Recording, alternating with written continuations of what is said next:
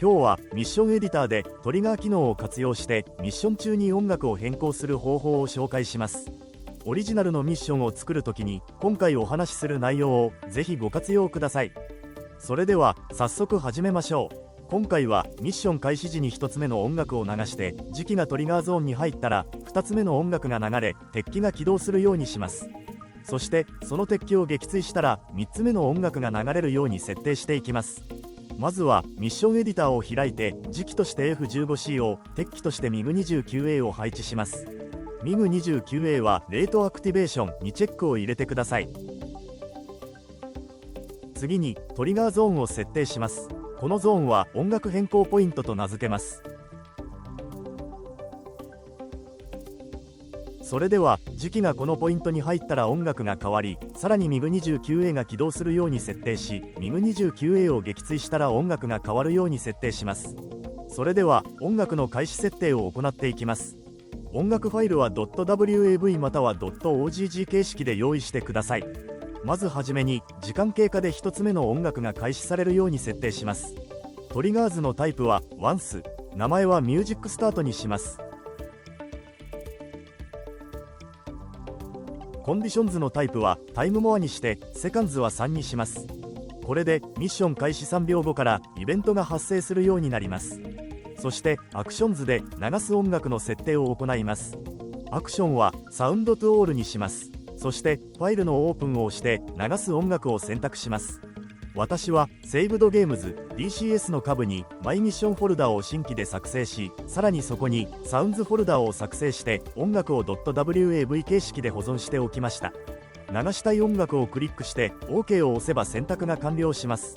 それと音楽のリピート機能がトリガーアクションに見当たらなかったので、事前に音楽の長さを3倍に伸ばしておきました。それではゾーンに入って音楽が変更されるように設定します。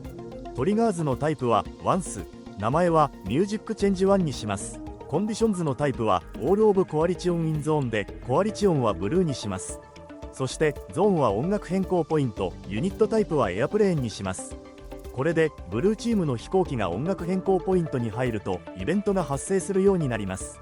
そしてアクションズで流す音楽の設定を行います。アクションはサウンドトゥオールにします。ここでの設定は先ほどと同じで流したい音楽を設定します。次に MiG29 を起動するように設定していきます。トリガーズのタイプは Once、 名前は AI アクティブにします。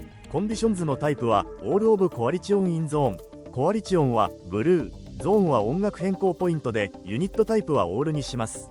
そしてアクションズでイベントの内容を設定します。アクションをグループアクティベートにし、グループをエアリアル2にします。これでエアリアル2の MiG29 が起動します。そして最後に MiG29A を撃墜して音楽が変更されるように設定します。トリガーズのタイプは Once、 名前はミュージックチェンジ2にします。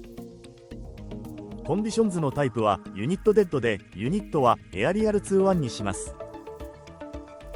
アクションズでイベントの設定を行います。アクションをサウンドトゥオールにしてこれまでと同様に変更する音楽を設定します。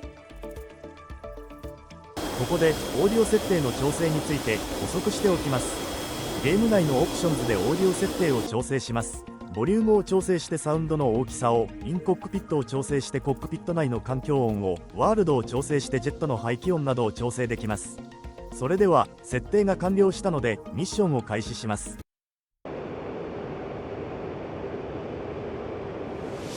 まず1つ目の音楽が流れ始めましたね。今回は編集の都合上音楽がスムーズにつながってない箇所もありますのでご了承ください。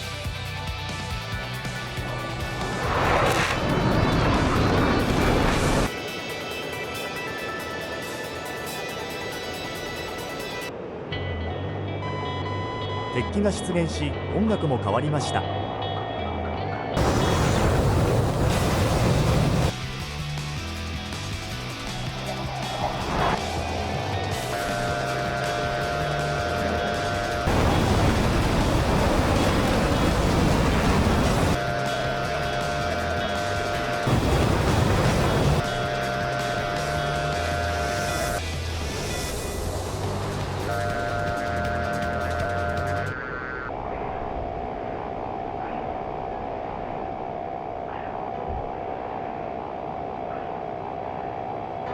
敵を無事に撃墜できて音楽も変わりましたね。今回の動画は以上になります。この動画で紹介した方法を生かしてぜひ自作のミッションを作るときにご活用ください。それではご視聴ありがとうございました。